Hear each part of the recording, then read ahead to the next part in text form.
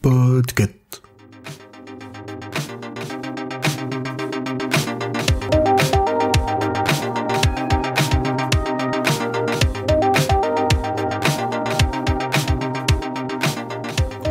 Bonsoir, je suis Pomme de Podcut et je suis avec Lily du blog Lilili. Bonjour. Cette semaine, on va vous recommander un film adapté de 2 bouquins qui racontent l'histoire d'un étudiant en médecine asthmatique, de son pote biochimiste et de la Poderosa, une mobilette en fin de vie, et de leur traversée de l'Amérique latine. Vous aurez peut-être compris que nous allons vous recommander de voir Che Guevara, le préquel. Le plan. Parcourir 8000 km en 4 mois. L'objectif ? Explorer le continent latino-américain qu'on ne connaît qu'à travers les livres. Le pilote ? Alberto Granado. Le copilote ? Ce sera moi. Ernesto Guevara de la Serna. L'équipement ? Une Norton 500 modèle 39, toute déglinguée.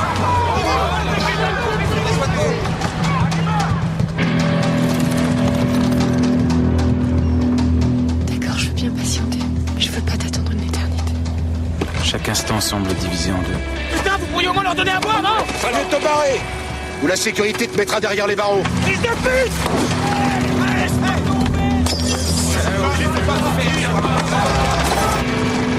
Bon, parfait. Toi, t'as qu'à continuer jusqu'au Venezuela à pied. À mesure que nous avancions dans la cordillère, nous rencontrions de plus en plus d'Indiens, qui n'avaient même plus de toit sur ce qui fut jadis leurs terres ancestrales. Nous formons une seule race métisse, du Mexique jusqu'au détroit de Magellan. Il faut lutter pour chaque bouffée d'air. Envoyer la mort au diable.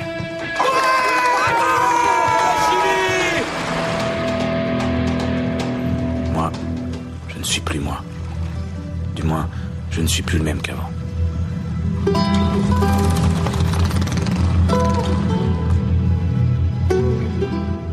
Carnet de voyage donc de son vrai nom, Diarios de Motocicleta en espagnol. Je vais pas dire beaucoup d'espagnol parce que vous avez l'habitude, je massacre toutes les langues. Donc ce film est en fait un film brésilien, chilien, américain, péruvien et argentin. Il est du réalisateur brésilien Walter Salles. Il est sorti en salle en 2004. Le scénariste José Rivera, qui lui est portoricain, s'est inspiré des livres d'Ernesto Guevara, Voyage à motocyclette, et du livre d'Alberto Granado, Sur la route avec Che Guevara, parce que oui, Ernesto Guevara et Che Guevara sont la même personne. Je pense que la plupart d'entre vous le savez déjà. Et c'est pour ça que j'ai présenté ce film du coup comme étant le préquel du Che, mais ça on y reviendra plus tard. Finissons d'abord la fiche wiki. Donc ce film est classé dans les catégories drame et road movie. Je sais pas si toi t'es d'accord avec ce classement. Road movie oui. Road movie, oui. Drame, je suis pas si sûre. Faudrait voir la définition de drame. En tout cas, road movie, c'est sûr. Disons que c'est pas un film rigolo, quoi, en tout cas. Oui et non, en fait. Ça aussi, on peut y revenir. Oui, t'as raison. Ouais, t'as raison, en fait. Bon, on y reviendra. Donc, il dure 2 heures. L'AVO contient de l'espagnol, du quechua. Donc, le quechua qui n'est pas une tente, hein, qui est une langue parlée dans plusieurs régions de l'Amérique du Sud et qui est une des langues officielles du Pérou. Ainsi que du mapudungun, qui, elle, est une langue amérindienne parlée par les Mapuches, qui sont le peuple autochtone des actuels Chili et Argentine. Et parce que oui, en fait, en faisant l'affiche, il y avait plein de liens qui m'intéressaient, du coup j'ai cliqué et j'ai appris plein de trucs, et donc voilà, je les partage un petit peu avec vous. Et d'ailleurs, Che, ça veut dire humain, peuple en Mapudungun. Alors, est-ce que ça vient de ce peuple-là, que Che Guevara soit appelé Che Guevara, ou est-ce que comme il est d'Argentine et que je sais pas, ça j'ai pas creusé ce truc là, mais en tout cas c'est un mot qui vient de cette langue. Donc au casting on retrouve Gael Garcia Bernal, qui lui est mexicain dans le rôle de Guevara, et Rodrigo de la Serna, qui est argentin dans le rôle de Granado. Et puis il y a plein d'autres acteurs parce qu'ils croisent plein de gens, mais c'est eux deux qu'on suit. J'ai précisé à chaque fois les nationalités de ces gens parce que on va le détailler plus tard, mais on va traverser l'Amérique latine dans ce film, et ils viennent de un peu partout en Amérique latine, voire même Amérique centrale. Le Mexique, je crois pas que ça fasse partie de l'Amérique latine. Alors là, géographie 2 sur 20. C'est ça, c'était pas ma matière principale. Bref, donc voilà, ils sont pas tous d'Argentine, ils sont pas tous du même pays, quoi. Donc le film a reçu une palanquée de récompenses, beaucoup de prix du public dans plusieurs festivals, Mais ils ont aussi reçu un prix pour la musique, pour les acteurs, pour la réal, etc. Et il a été nommé pour encore plus de prix. Et c'est d'ailleurs dans un festival, celui de Sundance, qu'il a été projeté pour la première fois, donc en janvier 2004, et il a reçu une ovation, les gens étaient debout à la fin du film. Globalement, la critique est plutôt très bonne. Mais bon, voilà, ça c'est la fiche wiki, elle est finie, donc maintenant on va dire de quoi ça cause, et moi je vais arrêter mon monologue là, et je vais laisser la parole à Lily. Donc ça parle de deux amis, Alberto Granado et Ernesto Guevara, qui sont à Buenos Aires, en Argentine. Et puis, ce qui leur prend d'un coup, c'est de vouloir faire un voyage à travers tout le continent de l'Amérique du Sud. Donc en traversant l'Argentine, le Chili, le Pérou, la Colombie, pour aller jusqu'au Venezuela, à Caracas. Et ils partent avec une vieille motocyclette en janvier, en 1952, avec l'idée quand même d'arriver en 4 mois à peu près, parce qu'ils veulent être arrivés au bout du voyage pour l'anniversaire de Alberto Granado. Donc ça leur donne quand même un cadre.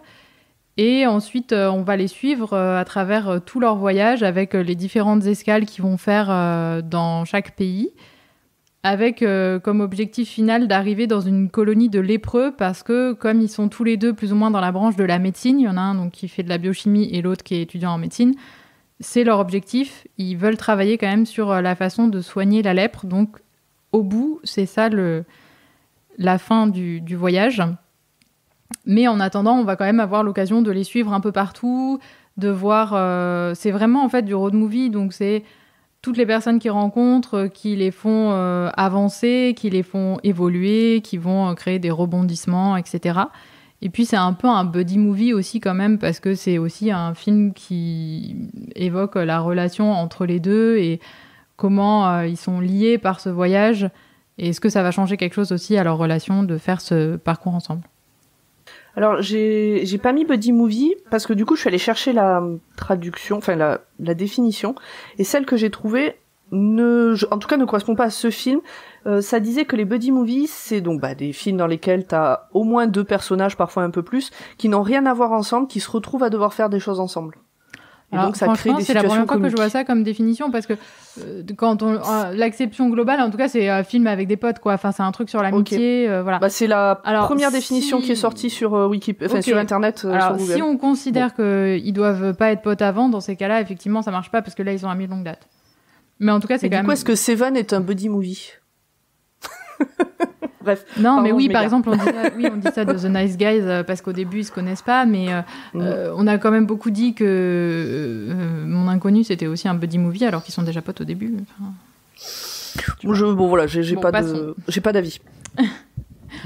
En tout cas, indépendamment du fait que ce soit un road movie, c'est aussi un film sur leur amitié, quoi. Oui, pour prévenir, certes, ça parle de Ernesto Guevara, donc ça se passe vraiment avant qu'il devienne celui qu'on connaît sous le nom de Che Guevara, de la révolution, etc. Donc ça se passe avant, il est encore jeune homme et il va découvrir, ça va être un peu les premiers peut-être déclics de ce qu'il va devenir plus tard.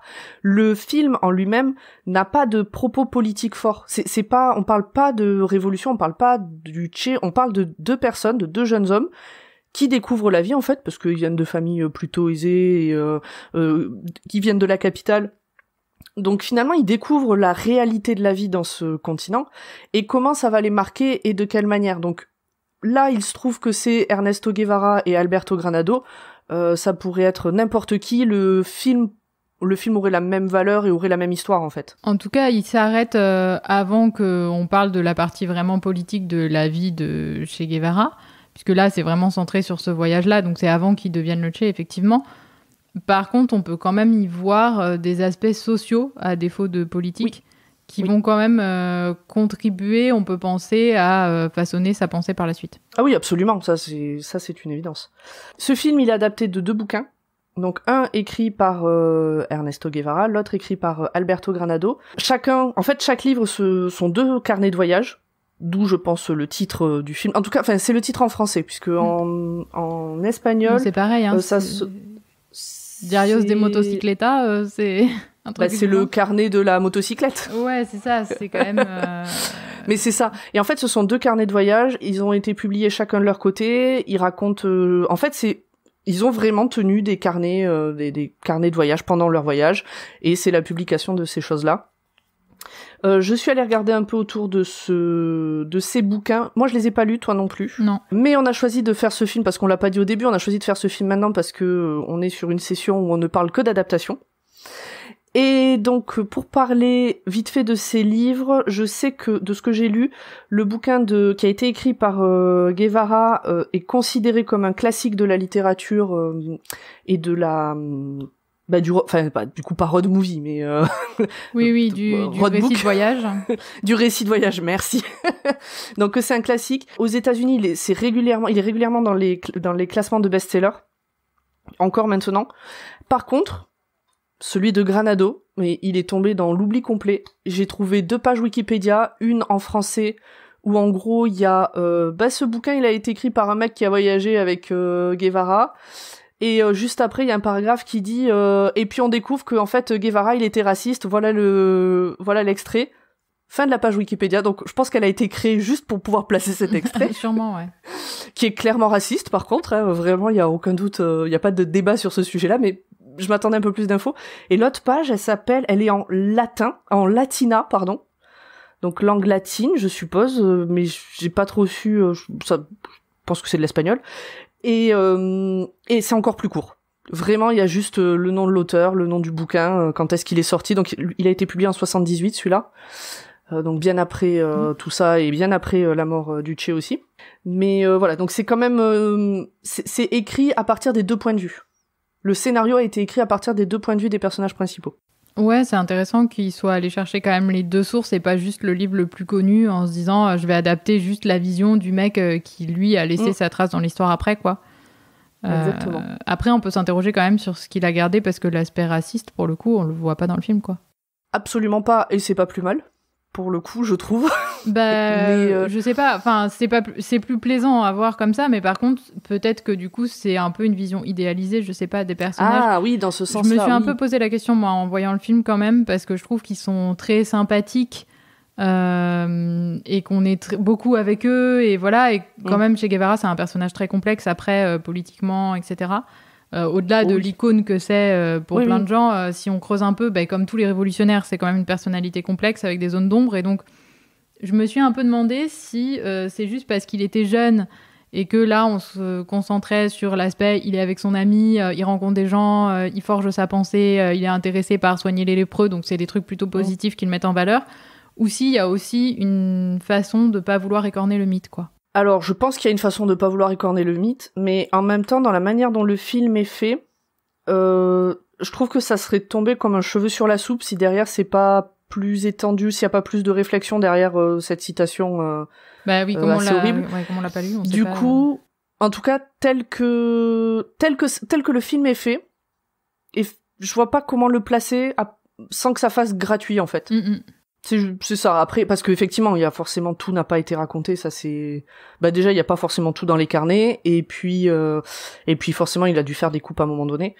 Mais c'est arrivé plusieurs fois. Je l'ai regardé avec mon copain le film, et il y a eu 2-3 fois, il m'a dit j'aimerais bien savoir si ça c'est vraiment dans le bouquin par contre ou si, parce que il y a des moments où, surtout Guevara, donc qui est joué par Gaël Garcia Bernal, il y a des moments où il passe un peu pour un super héros. Enfin, il a ce côté Superman mais en jean, quoi. Enfin, c'est pas des jeans. Ouais, en fait, c'est assez ambivalent parce que d'un côté, on le présente comme le gars qui va toujours réussir à atteindre ses objectifs, qui va finalement convaincre les autres, etc., se dépasser. Et en même temps, on nous le montre aussi sous un jour. À la fois, on montre pas mal le fait qu'il soit asthmatique et donc qu'il soit fragile physiquement. C'est quelqu'un qui est quand même sujet beaucoup à des crises qui le mettent vraiment en danger, quoi. C'est pas, il y a des gens, ils sont asthmatiques, ils toussent 2 fois, mais là c'est quand même pas mal sévère, et donc ça le rend aussi plus humain quelque part parce que plus faillible. Et en même temps, le film va essayer de le présenter sous un jour un peu amusant avec des trucs comme le fait qu'il sache pas danser, où il y a pas mal de scènes où il passe un peu pour un plouc, quoi. Et où son pote va se moquer de lui gentiment. Et ça, quand même, c'est un peu une façon aussi de trouve, rendre le personnage plus accessible. Et donc, c'est un peu Ah oui, il est ambivalent totalement là-dessus. sympathique. Il y a un côté, comme on dit, origin story, quoi. Effectivement, comme Ah un oui, peu c'est un pour ça que je parlais de super-héros, préquel. justement, ouais, non, mais c'est vrai, c'est qu'il y a un côté... ça pourrait tout à fait être un personnage de super-héros dont on verrait les débuts quand il était encore un peu maladroit et qui... Voilà. C'est ça, c'est exactement ça. Peut-être qu'on peut parler un peu justement de cet aspect un peu plus léger, parce que le film était défini comme drame, là, dans la page Wikipédia, mais... En fait, c'est un film qui a plusieurs humeurs en fonction de là où on en est dans le film. En gros, au début, il est quand même assez léger et il y a un côté... Moi, c'est plutôt au début, ça que je disais ouais, buddy movie, parce que c'est une comédie un peu, quoi, au début. Oui, c'est ça. Au début, c'est deux potes qui sont sur la fin de leurs études. Enfin, il y en a un qui est sur la fin, l'autre qui vient d'avoir son diplôme, mais en gros, voilà. Et en gros, ils font ce voyage avant de trouver un boulot, de se marier, d'avoir des gamins. Donc, c'est deux potes qui partent en vacances, en fait. Oui, c'est un peu Au ça. tout départ. Et puis, c'est aussi...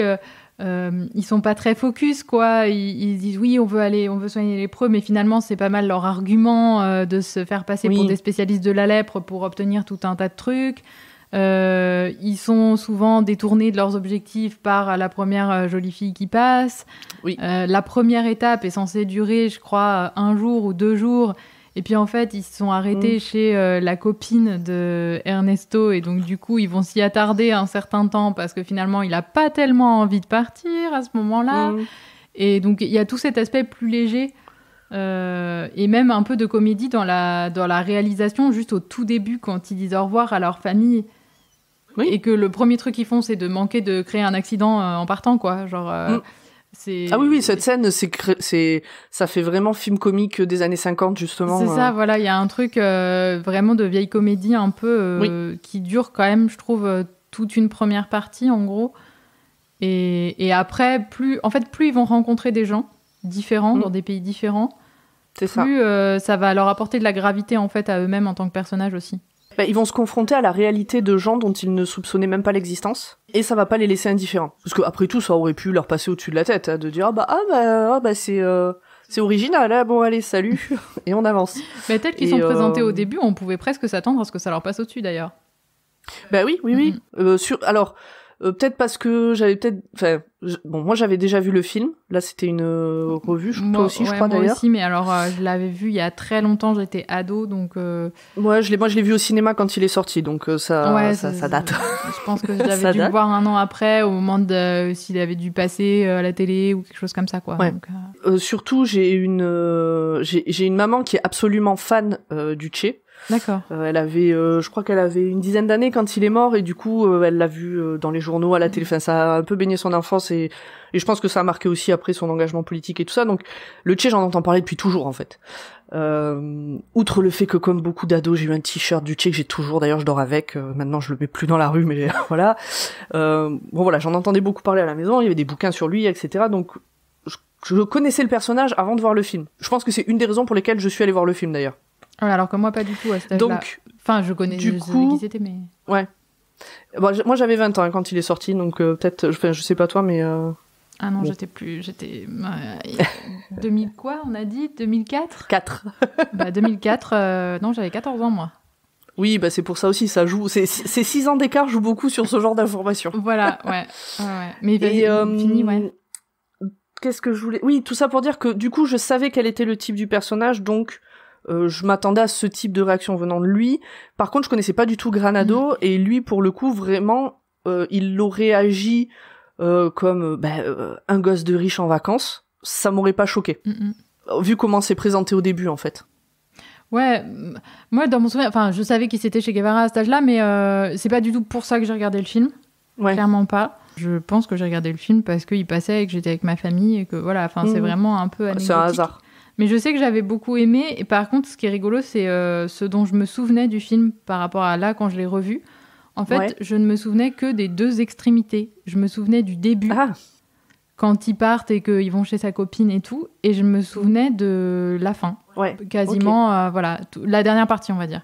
Et j'avais complètement occulté tout ce qui se passe entre les deux, quoi. Toute l'évolution et tout, c'était... Moi, je pense que j'aurais pas su raconter le film dans le détail.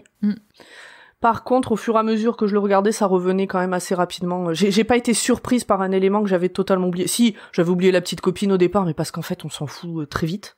Moi, tu vois, bizarrement, j'avais pas oublié ça. Mais je pense que ça, c'est le truc de j'avais 15 ans, tu vois. C'était peut-être aussi. Gaël Garcia Bernal jeune avec une petite jeune fille toute mignonne. Je pense qu'il y avait un truc... Alors, clairement, quand je suis allée le voir, c'est parce que ça parlait du Che et que c'était Gaël Garcia Bernal, le personnage principal. Ça c'était un combo, voilà. Ça fonctionne aussi bien à 20 ans qu'à 15 ans, ça. Voilà. Exactement. Et voilà. Donc, et ça fonctionne toujours ça, je m'en aujourd'hui. souvenais. Mais par contre, j'avais complètement oublié qu'il était asthmatique, par exemple, le personnage. Ah ouais, non, ça, je le savais. Je te dis, à force de voir des... Ouais, tu le savais déjà. Enfin, j'ai vu des trucs, des reportages et des trucs comme ça, donc ça, je l'avais en tête. Et des scènes... Et en plus, ce sont des scènes... Alors, je préviens les auditeurs, les auditrices. On va sûrement donner des spoils dans le sens où on va raconter des détails de l'histoire, mais par rapport au type d'histoire que c'est, en fait, il y a pas de suspense. Donc, il y a pas vraiment de spoil à faire.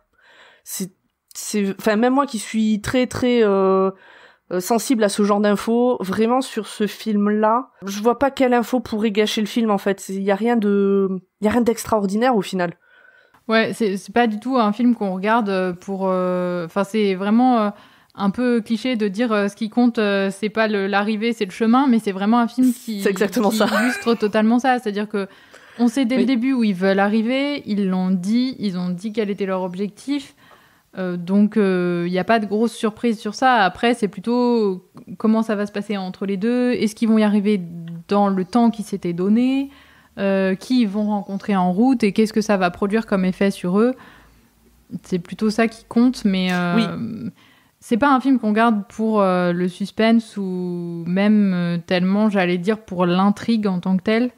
C'est plus un film qu'on va regarder pour... à la fois, justement, sa variété d'humeur, de tonalité, etc., ce que ça peut nous apprendre des personnages, l'aspect social aussi, et puis la façon dont c'est filmé, les interprétations, etc., ce qui est aussi, tout ce qui leur a valu des prix, en fait. Moi, un des trucs qui m'a marqué dans ce film, c'est justement à travers ce voyage, où donc il rencontre tous ces gens dont les destins le marquent,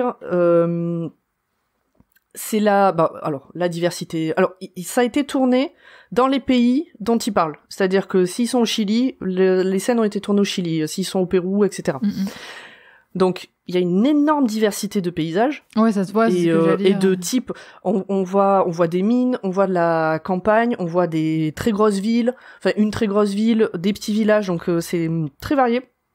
On voit des gens qui viennent de tous ces endroits, ou qui sont dans tous ces endroits, et qui sont très variés aussi. Il n'y a pas une unité de type de personne. Et moi, ça fait partie des choses qui m'ont beaucoup plu dans ce film, justement. C'est que t'as pas... comme ça part de vraies histoires, c'est des vrais gens qui ont vraiment existé. Tout à la fin, pendant le générique, ils mettent les photos des gens qui sont dans les carnets de voyage des deux Gus, là, en parallèle avec les personnages qu'ils ont créés dans le film. Donc, c'est des situations qui ont vraiment existé, des gens qui ont vraiment existé. Et donc, du coup, de montrer qu'il y a une diversité de monde, qu'il y a une diversité de façons d'être dans la misère aussi. Voilà, donc... Et il ne rencontre pas que des gens dans la misère non plus. Il rencontre aussi des gens très aisés, sympathiques, et des gens très aisés pas du tout sympathiques. En fait, c'est assez divers. Il y a pas de... J'ai pas eu le sentiment qu'il y avait les gentils, les méchants. Les pauvres, c'est les gentils, les riches, c'est les méchants. Je sais pas. Non, c'est pas très manichéen finalement dans la façon de présenter les personnages. Et ça, je pense qu'il y a une volonté de faire un peu un effet de réel, déjà avec ce truc de montrer les photos à la fin, qui s'est beaucoup répandu dans le cinéma, mais qui était peut-être un peu moins courant en 2004 qu'aujourd'hui, où maintenant toutes les histoires vraies, il y a les photos à la fin. Mais il y a une volonté de montrer, il y a un côté tranche de vie, ils rencontrent des gens, évidemment ils vont sur quelques temps les fréquenter, donc apercevoir certains aspects de leur vie, mais fondamentalement, c'est compliqué de dire sur 6 cours si c'est une bonne personne ou une mauvaise personne. C'est juste qu'il y a des gens qui vont les accueillir plus ou moins bien et puis qui vont faire preuve dans tel ou tel acte de générosité ou au contraire se montrer détestables, quoi. Et t'as aussi ces gens qui sont montrés comme étant plutôt dans le camp des gentils, on va dire, si on veut faire des grands camps, tout en faisant des conneries. Toute la partie justement avec cette histoire des malades qui sont mis d'un côté et les soignants sont mis de l'autre. Les soignants sont pas des salauds qui détestent les malades, au contraire, c'est des gens qui sont ultra dévoués, qui sont là vraiment pour eux, etc. Et pourtant, ils font des choses qui nous, vu en plus maintenant de 2022, font dire non mais ça va pas du tout de fonctionner comme ça, monsieur dame. Ouais, après je pense que c'est une question de justement, c'est parce que c'est un film historique quelque part. De quoi? C'est-à-dire que il y a des choses qui nous aujourd'hui nous paraissent mais replacées dans le contexte de l'époque. C'est quand même, historiquement, donc c'est quand on dit les malades, c'est autour de la lèpre. La lèpre, en Europe, à une période, les lépreux, ils se trimballaient avec des clochettes parce que tout le monde fuyait quand ils approchaient, quoi. Ouais, mais là, dès le départ, ils disent quand même qu'on sait déjà à ce moment-là que ça se transmet pas par le toucher et tout ça. On sait que ça se transmet pas quand ils sont sous traitement, mais on voit quand même qu'il y a une peur. Je pense que c'est aussi, ça passe aussi par l'aspect religieux parce que donc il y a des religieuses dans le. C'est les religieuses qui gèrent ça. Voilà, dans l'infrastructure qui soigne les lépreux et les lépreuses et en fait, je pense que c'est la réminiscence de la conception de la maladie comme punition du péché qui fait que même si biologiquement, scientifiquement, on sait qu'ils sont sous traitement et que donc théoriquement, ils peuvent pas transmettre la lèpre aux gens qui s'en approchent, il y a quand même l'idée qu'il faut pas les toucher sans avoir des gants, qu'il y a un truc comme s'ils étaient impurs, quoi. Oui, mais c'est pour ça. Mais c'est pas des gens mauvais au départ qui font ça. C'est pas des méchants qui... Par ailleurs, c'est quand même les gens qui les soignent, non, mais quoi. c'est ça. Et du coup, dans tout le film, tu croises ce genre de... Et puis même eux, il y a des moments où ils sont très bons et d'autres moments où, bon, c'est un peu des crétins quand même, quoi. Ils sont pas toujours très droits dans leurs bottes. Non, clairement, ils sont pas toujours très droits dans leurs bottes. Ils sont un peu... ils sont pas toujours très malins. Ils sont pas toujours très respectueux des gens qui les accueillent. Ça dépend vraiment des étapes, quoi, du voyage. Et puis... ils sont un peu roublards, ils sont un peu, ils vont quand même beaucoup mentir et se faire passer pour plus capés qu'ils ne sont sur le sujet de la lèpre pour se faire exactement rendre plein de menus services, quoi. Donc c'est aussi ça, c'est intéressant aussi, je trouve, de voir comment leur discours évolue à mesure de leur voyage pour se présenter, parce qu'ils ont compris quel était leur intérêt et aussi parce qu'ils ont compris que finalement la figure du médecin était très valorisée socialement un peu partout.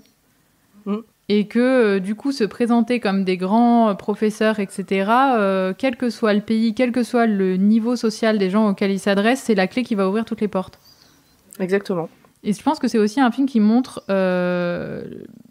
finalement l'essor de la médecine, la prophylaxie, l'hygiénie, c'est toute une période où on va prendre conscience que c'est important l'hygiène, que c'est important les médicaments, etc., dans certains endroits où c'était très pauvre et où du coup les gens n'avaient pas forcément les moyens, etc. Ou la connaissance. Ouais, c'est pas inné de ce truc d'hygiène. Et là, on voit que justement, dès qu'ils disent on est spécialiste de la lèpre, on est médecin et tout le monde les regarde avec des grands yeux. Et puis ils sont scientifiques, ils sont médecins, c'est un peu comme s'ils sortaient leur carte Joker. C'est ça, c'est la carte Joker. Nous, on est des biens. Ouais, c'est ça. Et après, en fait, ça associe aussi beaucoup la question sociale à la question de la science et de à quel point la science peut aussi être affiliée au pouvoir d'une façon ou d'une autre. Absolument. Voilà, finalement... chez Guevara, qui est devenu quelqu'un de très politisé, etc., c'est quelqu'un qui se destinait à la médecine et il y a un pont entre les deux, quoi. Et le film montre bien ça, je trouve. Oui, lui, à la base, il devait faire son tour de pays avec son pote et puis rentrer ouvrir un cabinet et puis point barre, quoi. C'est ça. Se marier, avoir des gosses et puis tomber dans l'oubli. Voilà, mais il prend conscience aussi de, finalement, par rapport aux valeurs qu'il amène éventuellement à la médecine, qu'est-ce que ça veut dire aussi. Toute cette dernière partie avec les lépreux, on voit bien quand même que ça agite beaucoup de choses qui sont déjà en germe dans des étapes précédentes dans le film, mais qui vont se cristalliser à ce moment-là, quoi. Et dans le film, à un moment, il y a un truc qui fait qui fait switcher le film, qui le fait passer de c'est un truc entre potes à c'est une découverte du monde. On dira pas ce que c'est. Mais si vous avez déjà vu le film ou si vous qui nous écoutez, vous comptez voir le film, n'hésitez pas à venir nous dire si vous avez compris de quoi je vais te parler. Voilà. Mais ça on dira pas, voilà, ça on garde, on fait pas de spoil là-dessus. Mais oui, ça correspond au fait qu'on disait que c'était un film qui avait plusieurs humeurs. En fait, il y a des événements, il y a celui que tu sous-entends, et puis il y a des rencontres éventuellement qui vont être très marquantes. et qui vont faire évoluer en parallèle les personnages dans leur cheminement propre et finalement l'humeur du film et le genre du film presque. Pour arriver à ce qu'à la fin on puisse dire c'est un drame, en fait ça correspond pas du tout à ce qu'on voit au début, quoi. Oui, non, du tout. Si tu connais pas l'histoire, tu t'attends pas à ce déroulement-là. Ah oui, clairement, si tu as l'impression que ça va être un film rigolo sur des mecs qui partent en voyage, quoi. De ce que j'ai lu, alors moi j'ai trouvé que du coup les acteurs étaient très bons et tout ça. De ce que j'ai lu, Gaël Garcia Bernal a pris très à cœur ce rôle parce que c'est un personnage. C'est dans l'article que j'ai lu, en gros c'est ça, c'est de dire qu'on aime ou pas Che Guevara, on peut pas renier le fait qu'il a marqué les esprits et qu'il a changé des choses à l'époque et qu'il a eu une grande influence. Qu'on la trouve bien ou pas cette influence, n'empêche qu'elle a eu lieu. Donc, il voulait pas prendre ce rôle à la légère, et donc de ce que j'ai pu voir, et je pense que ça se sent, c'est que, bon, déjà il est mexicain, il jouait un argentin, donc il a vraiment travaillé son accent argentin. Moi, je suis incapable de dire si son accent argentin est bon ou pas. Je pense que je suis pas capable de différencier l'accent mexicain d'argentin, donc bon, à ce sujet-là, je me prononcerai pas. Mais je sais qu'il a lu énormément de choses de type Marx, etc. Il a lu énormément Pablo Neruda, qui était le poète préféré d'Ernesto Guevara. D'ailleurs, régulièrement, il le cite. Il le cite régulièrement, Neruda. Et il est aussi allé rencontrer il est allé à Cuba, en fait, il a rencontré Granado, puisque, alors, maintenant, Alberto Granado est décédé, mais au moment où ce film a été tourné, il était toujours en vie, donc il est allé le rencontrer, d'ailleurs, on le voit à la fin du film. Ouais. Oui, c'est le vrai. Il joue son propre rôle, en fait, vieux. Et donc voilà, donc je sais que, alors, j'ai pas trouvé d'infos sur l'autre acteur dont j'ai déjà oublié le nom. Rodrigo de la Serna, donc celui qui joue Granado. J'ai pas trouvé beaucoup d'infos sur lui, enfin sur son implication dans le rôle. J'imagine assez qu'il y a dû y avoir quand même des échanges tous ensemble. Voilà, donc c'est juste pour dire que c'est pas un film qui a été pris à la légère non plus. Il y a sûrement dû avoir du travail, en tout cas entre les deux, pour arriver à créer à l'écran l'impression d'une complicité qui dure depuis des années, qui sont potes depuis longtemps et tout, parce que c'est ça, c'est crédible, quoi. Ouais, carrément, il y a un vrai truc. Je sais pas si eux ils se connaissaient d'avant ou pas, mais moi si on me dit ils se connaissent depuis 15 ans et puis ils ont fait un film ensemble, je le crois sans problème. En tout cas, je crois pas qu'ils aient déjà joué ensemble au cinéma avant, mais... Ça me dit rien, mais même après. Ouais, même après, mais en tout cas, le travail est bien fait là-dessus, voilà, c'est... Et c'est ce film qui a fait mettre en avant justement Rodrigo de la Serna. C'est lui qui a eu un prix, il a eu un prix de révélation masculine, voilà. de révélation pour ce film au Independent Spirit Award. Ok, il a été nommé comme meilleur acteur dans un second rôle au BAFTA aussi en 2005. Et ils ont eu des prix ensemble aussi, il y a des endroits où ils ont été primés à la fois en meilleur acteur et meilleur second rôle. Ouais. Alors oui, effectivement, c'est un second rôle. Rodrigo de la Serna, Alberto Granado. Cependant, c'est léger, je trouve, qu'il soit second. Hein. Ouais, c'est toujours pareil. C'est parce qu'on peut pas mettre deux acteurs considérés comme lead, quoi. Mais en vrai. Puis surtout que dans la vraie vie, il y en a un des deux qui est devenu ultra connu et l'autre, qui a fait beaucoup de choses pour la science, mais qu'on connaît pas. Oui, c'est ça. En fait, je pense que c'est juste qu'on considère qu'il y en a un qui est le rôle principal juste parce qu'il joue le personnage connu, mais en temps d'écran ou, il y a pas. C'est plus éventuellement sur la fin dans ce qu'on disait au début sur le côté un peu héroïque qui va être dessiné autour du personnage du Che, quoi, où là il va acquérir une certaine aura que l'autre n'a pas éventuellement. Et puis qui peut-être aussi peut être logique du coup avec leur engagement ensuite. Oui, c'est ça. Enfin, pas leur engagement, mais en tout cas la force, la portée de leur engagement par la suite. En tout cas, on peut pas dire qu'il y en a un qui démérite, quoi. Les deux font bien la paire, ça fonctionne bien tout le long du film. Complètement, et t'en enlèves un des deux et le film est complètement déséquilibré. Le film a pas de sens. C'est sûr. Bon, on recommande ce film. Je sais pas si toi t'as des choses à rajouter. Je voulais dire que c'est quand même un cinéaste qui est un peu spécialisé du road movie et des adaptations, puisque c'est aussi celui qui a porté à l'écran Sur la route de Jacques Kerouac. Donc, Ok, je savais pas qu'il y avait une adaptation. Il a aussi fait ce film-là avec notamment Kristen Stewart dedans. Et je ne sais plus qui y a d'autre parce que c'est un biais, je n'ai retenu que Kristen. Mais je trouve que les deux films ont beaucoup en commun esthétiquement et dans la façon d'aborder le voyage comme quelque chose de fondateur et qui va transformer les personnes. Alors, ça vient aussi des œuvres qu'il adapte, parce que évidemment, Sur la route, c'est aussi une œuvre qui parle beaucoup de ça, mais je trouve pas ça du tout anodin que ce même cinéaste ait choisi ces deux matières premières-là pour les porter à l'écran. Et je trouve que les films sont un peu similaires. Il y a un truc peu dans les teintes jaune, ocre, quelque chose dans la photo qui s'en rapproche. C'est l'effet que ça m'a fait en le revoyant. Quand tu dis le cinéaste, donc tu parles du réalisateur, pas du scénariste. Ouais, non, je parle du réalisateur, absolument. Ok. Et je pense qu'il a vraiment mis une patte commune sur les deux, dans la façon de filmer, quoi. Et voilà, et c'est sûrement, c'est pas anodin d'avoir fait quand même 2 films de voyage comme ça, avec des gens jeunes qui, au fil des rencontres, vont évoluer, etc. Je pense qu'il y a un truc. Et c'est marrant parce que c'est vraiment, en le revoyant, j'ai dit, oh, ça me fait vraiment penser à l'adaptation de Sur la route. Et puis après, qui a réalisé Sur la route ? Ah bah oui, c'est lui, d'accord. Ceci explique donc ton impression était bonne. Ouais, ça m'a frappé avant même d'avoir réalisé que c'était le même derrière la caméra, quoi. Donc éventuellement, pour les gens qui auraient vu Sur la route, qui a d'ailleurs aussi été à un moment dispo sur une plateforme, puisque moi quand je l'ai vu, il était sur MK2 Curiosity. Pour les gens qui auraient vu Sur la route et qui auraient aimé Sur la route, ça peut être aussi un argument pour aller regarder Carnet de voyage si les personnes ne connaissent pas encore. Voilà, c'est un peu dans le même esprit. Je suis en train de regarder si Sur la route il est toujours dispo quelque part, tant qu'à faire, autant le dire. Alors, il est sur Canal+ et Mubi en streaming. Après, le reste, c'est location et achat. Bon, donc il est trouvable, quoi. Bon, ouais, écoute, peut-être j'irai le voir.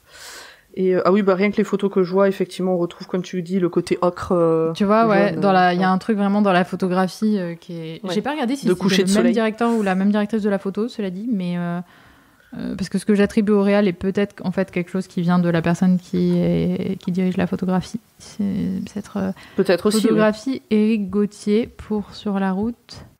Ah ben c'est lui aussi puisqu'il a reçu un prix. Ouais, c'est ça. Donc en fait ils ont collaboré dans les deux. Donc c'est rendons à César qui est à César. Rendons à Éric Gauthier le prix de la photographie ocre.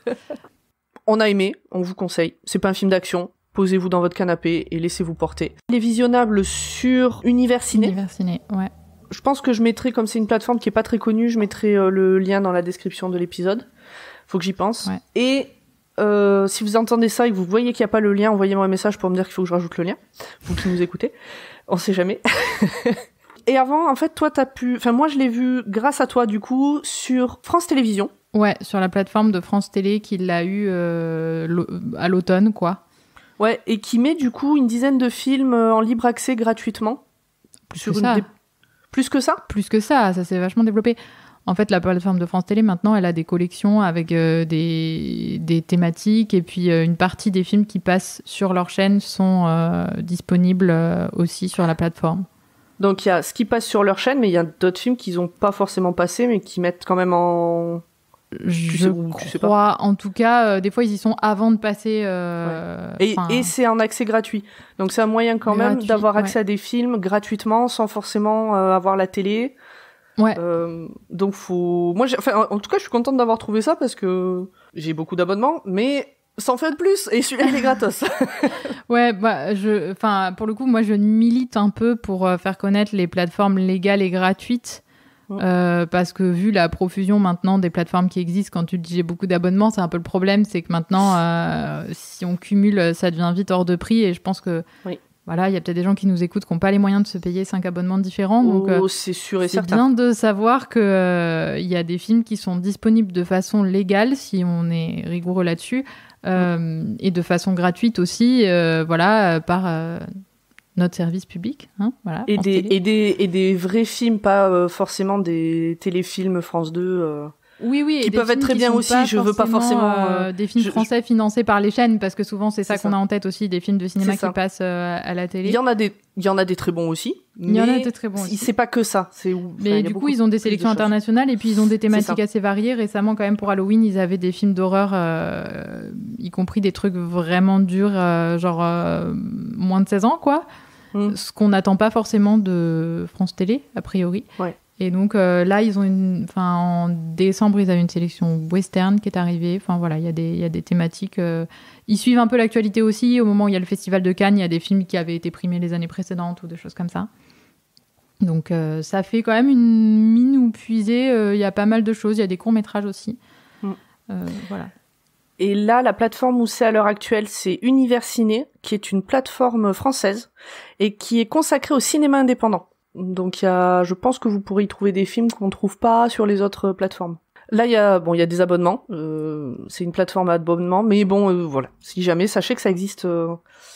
Faudra qu'on fasse un jour un épisode de Watchlist sur les différentes plateformes. Oh, il y a déjà des hors-séries pour ceux qui arrivent, qui les ont pas encore écoutés. Il y a un hors-série sur Madeleine, qui est la plateforme de Lina. Il y a un hors-série sur... j'ai déjà oublié les noms. Moi, je vous parle de trucs. Allez voir les hors-séries. Et on parle déjà de Univers Ciné et de la Cinétech dans un des films sur les films primés aux Oscars. Dans un des épisodes sur les films primés aux Oscars. Sur All That Jazz, l'épisode sur All That Jazz. Bon, je pense qu'on a fait le tour, qu'on peut se dire au revoir. Peut-être, avant, dis-nous où est-ce qu'on peut te retrouver.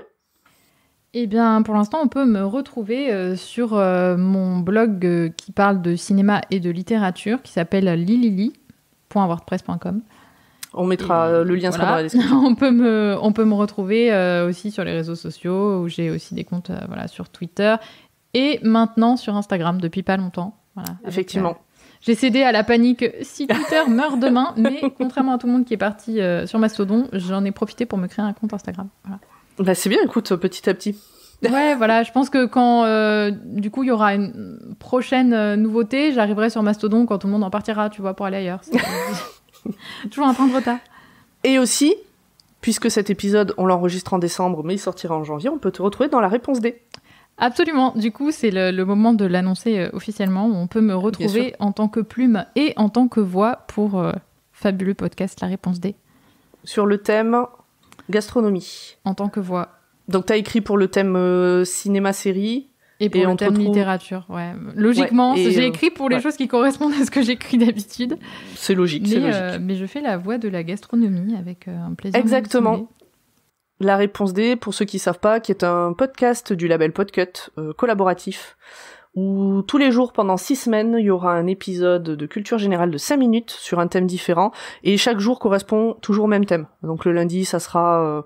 alors j'ai plus en tête dans quel ordre, mais genre lundi, ça sera art graphique, mardi, ça sera gastronomie... Lundi, c'est art graphique, etc. Mardi, c'est cinéma.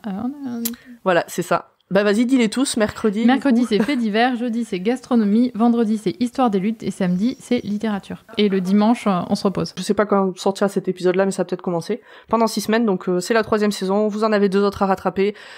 Voilà, vous pouvez arrêter cet épisode-là, et du coup, aller écouter La Réponse D. Pour ma part, vous pouvez me retrouver sur Le Roi Steven, Dr. Watt, La Réponse D, mais ce coup-là, on m'entend pas, j'ai juste écrit quelques trucs.